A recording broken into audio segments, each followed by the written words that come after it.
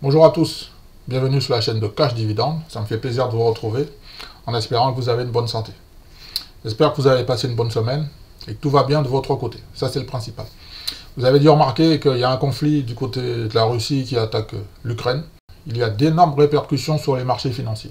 Alors, premièrement, dans cette vidéo, je vais vous dire, est-ce que j'ai peur d'investir par ce temps de guerre entre la Russie et l'Ukraine? Je vais vous dire exactement mon plan d'action. Je vais vous dire exactement comment je vais procéder. En deuxième partie, on va voir les achats que je vais effectuer sur les marchés financiers pour la semaine prochaine, c'est-à-dire la semaine 10 2022. Alors, on va regarder un petit peu les conséquences de la guerre sur les marchés financiers. On va commencer par l'Europe. Donc, le DAX, sur la semaine dernière, il perd 8%, environ 1000 points. Est-ce qu'on va préserver ou pas les 13 000 points? Je ne sais pas, j'ai pas de boule de cristal. Ça, on va voir ça en temps réel. On continue maintenant à Londres. Sur la semaine, on perd 6%. Alors sur Paris, le CAC 40, on a un repli de 8%. Donc on va maintenant du côté des États-Unis sur les trois marchés. On commence par le Dow Jones. Ce que j'ai noté la semaine dernière, c'est qu'en fait, le Dow refuse de descendre dans la zone des 33 000. On a frôlé lundi. Avant vendredi, pareil, on est revenu dans la zone des 33 200. Et ça ne veut pas descendre plus bas. Donc, il y a un gros niveau à surveiller la semaine prochaine, 33 000. Sur le S&P 500, on est négatif, hein, c'est très volatile. Hein, donc, ça a été très, très volatile.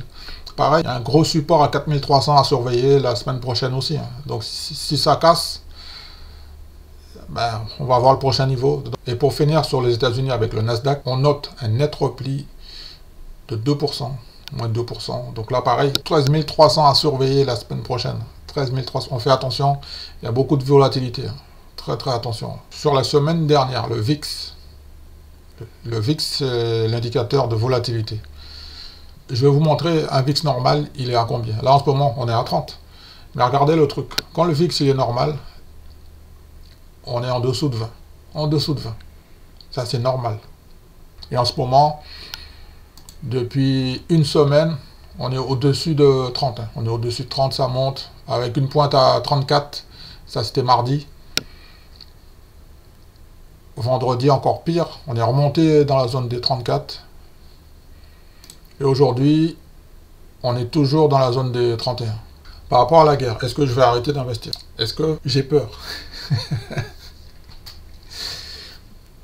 Absolument pas. Premièrement, je ne vais pas arrêter d'investir.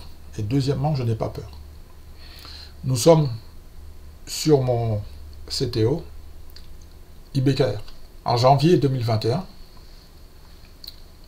sur ce CTO, sur ce portefeuille, j'avais 0.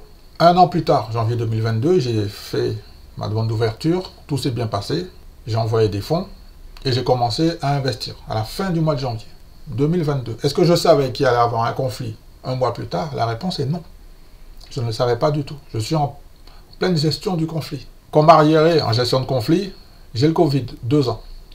Là, en ce moment, je m'en prends à la guerre Russie-Ukraine. Ce que j'ai envie de vous dire, je parle d'investissement, je ne parle pas de trading. Investir, c'est sur le long terme. Sur le long terme. Moi, j'investis sur le long terme. Il va y avoir des zones de turbulence. Je suis actuellement dans une zone de turbulence. Je pense, et j'ai décidé de continuer mes investissements, quoi qu'il se passe. Peu importe ce qui se passe, je vais continuer mes investissements. Je n'ai pas de boule de cristal.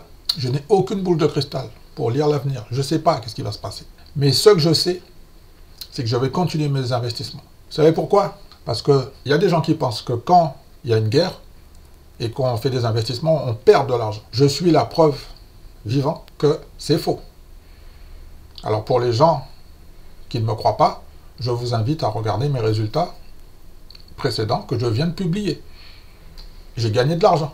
Pourquoi? Parce que j'ai un certain état d'esprit. Je sais pourquoi je suis sur les marchés financiers. Bon, vous allez me dire qu'il y a la guerre. Oui, il y a la guerre. C'est malheureux, ça fait mal au cœur, ça fait pas plaisir.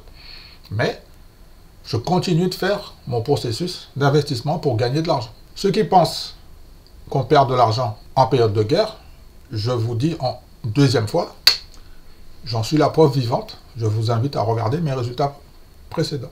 Dans ma vidéo des résultats précédents. Durant cette période. Je ne savais pas qu'il allait avoir la guerre. Hein. J'ai des résultats. Parce que je n'investis pas dans n'importe quel support d'investissement. Je prends le temps de sélectionner des sociétés de qualité, dont certaines ont déjà vécu les deux guerres, le Covid, et qui sont toujours là. Est-ce que je vais arrêter d'investir à cause de la guerre? La réponse est non. Au contraire, je vous propose maintenant de continuer la vidéo, car je vais vous montrer sur quelle société je vais investir la semaine prochaine.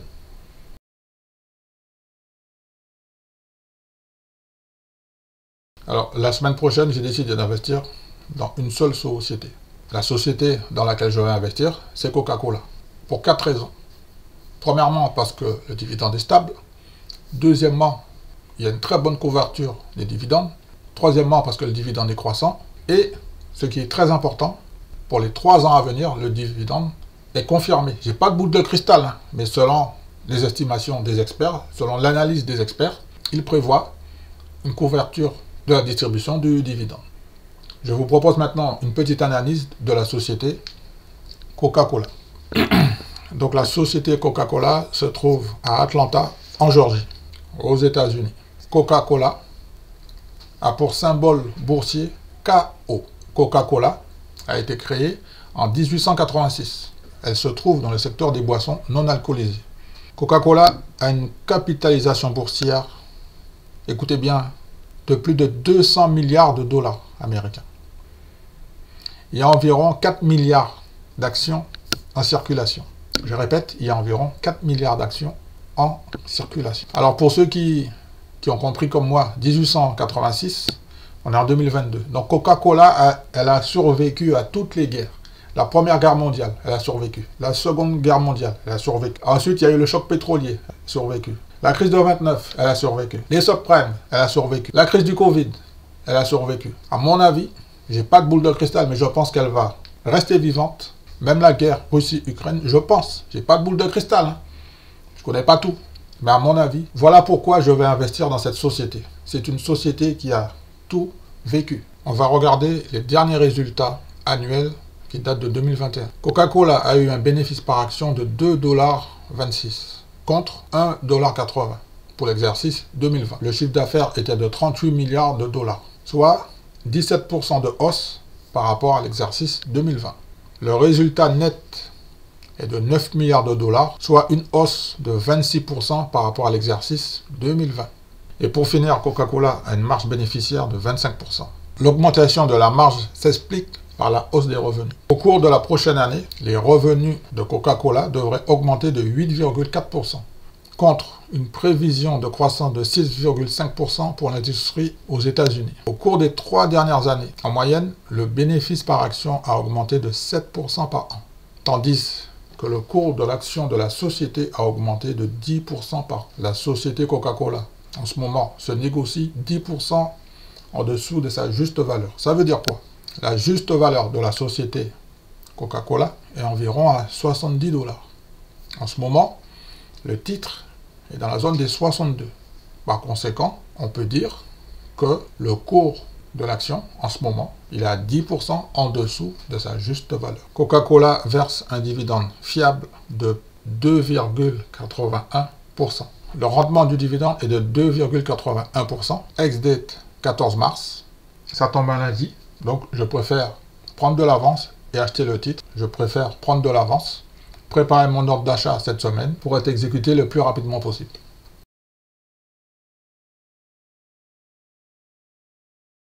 Actuellement, les actionnaires ont un taux de distribution raisonnable. Le ratio de distribution est de 74% pour les dividendes pour cette année. Ça, c'est très très bien pour les investisseurs. Alors, je ne suis pas tout seul investisseur dans la société Coca-Cola. Donc là, on va regarder les 1, 2, 3, 4, 5 plus gros actionnaires de la société Coca-Cola. Le premier, c'est Berkshire Hathaway, Warren Buffett, qui est positionné à 25 milliards de dollars.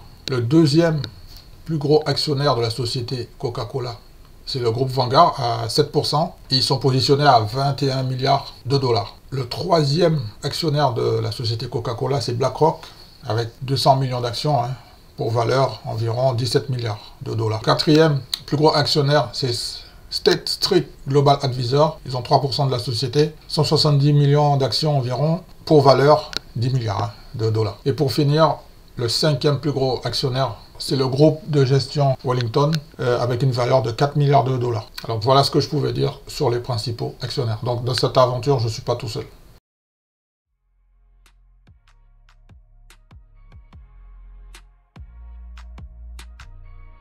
Maintenant, je vais vous dire mon état d'esprit. Les voyants sont plutôt bons. La semaine dernière, j'ai fait une erreur sur un investissement sur Londres. Sur IGG, je me suis trompé de date de ex-date. J'ai un mois de retard sur le ex-date, donc ce qui fait que je ne serai pas payé le 4 mars. Je n'ai pas été payé. Donc ça, c'est la petite erreur. Donc c'est la petite boutade. Ce qui fait que je me retrouve en position et je subis une perte latente. Perte latente, c'est-à-dire c'est pas réalisé, hein, donc ça c'est virtuel. Moi ce qui m'intéresse c'est le concret, donc j'ai un repli de 6% par rapport à la guerre d'Ukraine, hein, et j'attends la prochaine échéance de paiement. Donc est-ce que je vais me renforcer sur ce titre? On va voir, je ne sais pas. En tout cas, la position est gardée. Ensuite, dans la partie administrative, je vais demander à DEGIRO de me transférer une dizaine de positions vers IBKR. Quand ça sera fait, je vais vous dire pourquoi. Je vais vous dire pourquoi. Tant que ce n'est pas fait, je ne vous en parle pas. Mais dans la partie administrative, je peux déjà vous dire que je suis en train de préparer un transfert de titres sortant de DEGIRO et qui va rentrer sur IBKR. Donc là, on est sur IBKR, donc c'est pour ça que je vous en parle. Et je vais vous donner le détail des titres prochainement. Et pour finir, j'ai envie de vous dire que j'ai pas peur. Je vais continuer de faire mes investissements. Je vais continuer de faire des erreurs. Je vais continuer d'apprendre, parce que c'est comme ça que ça se passe. Je vais continuer de tester de nouvelles choses. J'ai une petite pépite que je suis en train de tester. Je ne vous en parle pas pour l'instant. Ça, c'est juste pour partager une petite info prochainement. Pour ceux qui continuent de me suivre, pour ceux qui me disent « Ouais, mais j'ai pas assez d'argent pour investir. » Mais là, je vais vous montrer par A plus B que c'est faux. J'ai été exécuté, donc je vais vous montrer que c'est faux. Je vous demande de rester connecté. Je vais vous en parler dès que j'aurai des résultats. Parce que ici, ce qui est important, c'est qu'on a des résultats et on les partage.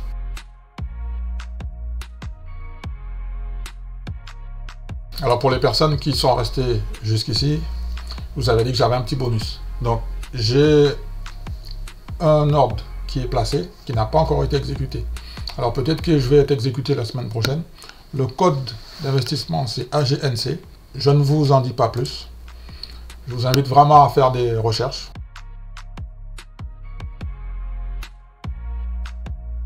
Je vous en dis pas plus. C'est juste un petit bonus, pour moi. Alors, je ne sais pas si vous êtes déjà positionné sur cette société, si vous la connaissez ou pas. On est dans le secteur immobilier. Merci d'avoir pris le temps de regarder cette petite vidéo. C'est déjà fini. Je vous souhaite de continuer vos investissements. N'ayez pas peur. Bientôt.